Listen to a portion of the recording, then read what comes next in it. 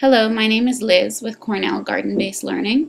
Today we will be going through the webinar on engaging volunteers in your garden project. If you'd like to find out more about Cornell Garden-Based Learning, please visit our website at gardening.cornell.edu. You'll find many free resources and free curriculums, lots of more resources on engaging volunteers as well.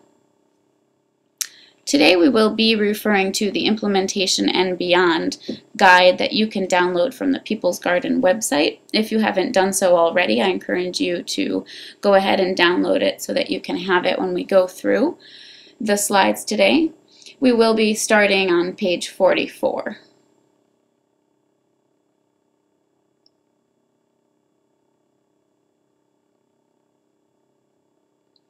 You may have seen this slide before if you listened to the webinar on creating a garden network. I do want to reiterate the importance of Tactic 3. Cornell Garden-Based Learning really encourages you to think about how to work with your community in all levels, from individuals, neighbors of the school, all the way to the administration of the school, private businesses, and more.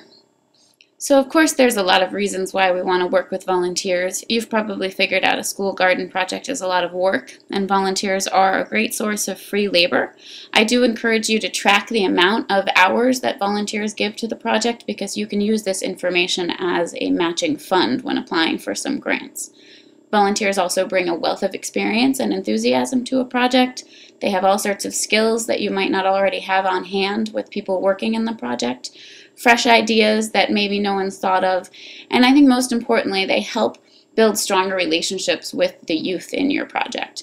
They bring a diversity of perspectives and different personalities that can connect with youth in many different ways, and some of the most important thing about the project is really building these relationships. It is important to realize that maintaining volunteers takes time, organization, and dedication. To start, you want to establish volunteer roles. Be really clear with the kinds of things that the project needs. Refer back to your needs assessment if you did one, and you can see more about that on page 16 of your guide. Be specific about if you want hands-on or behind-the-scenes volunteers to come out once a week or once a month, or can they just come once? Do they need to take a training or an orientation? You'll want to know what the rules are of your school as well. So as you start to think about the kinds of volunteers you need, you'll want to start recruiting volunteers.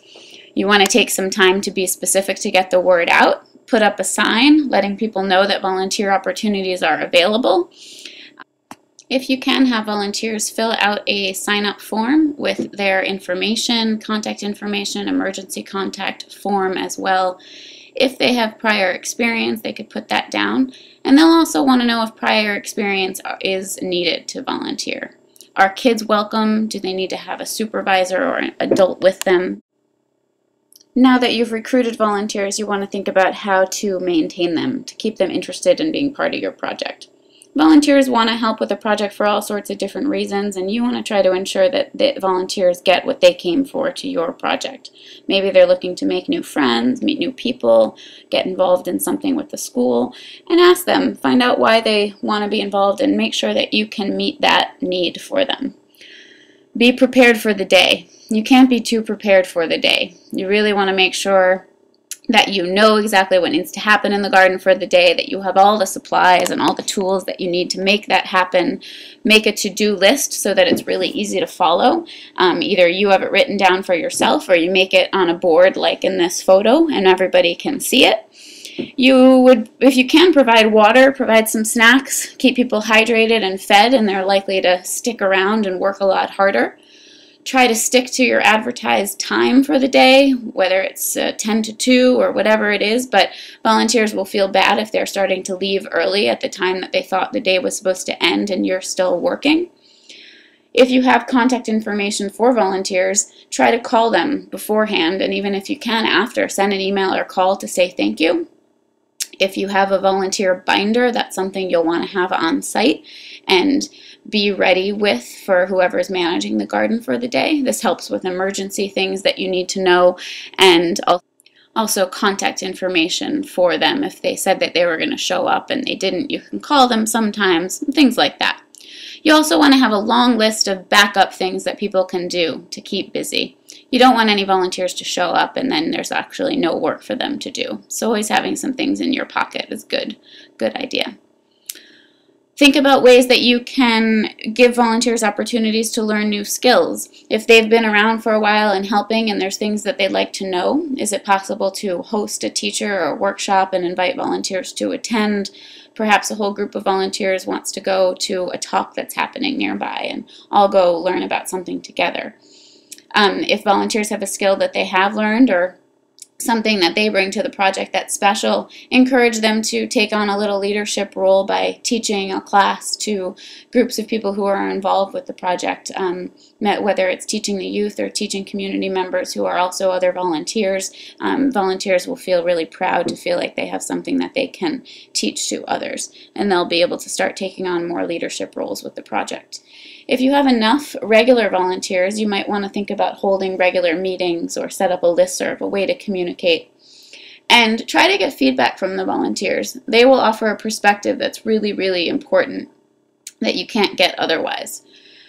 Try to think about ways that you can show thanks beyond just saying thank you. Is there a way to host an event, do something fun that volunteers can all do together? Parties and celebrations that don't even involve labor are a really nice way to work together and create more relationships.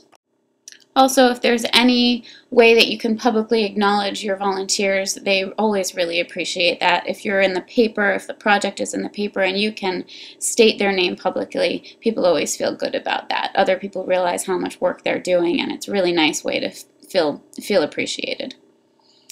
Also, continuing on the have fun, just getting together, think about how you can get together and perhaps play with your food. This is a great activity from Cornell Garden-Based Learning's Dig Art curriculum that you can check out and do with volunteers and with youth.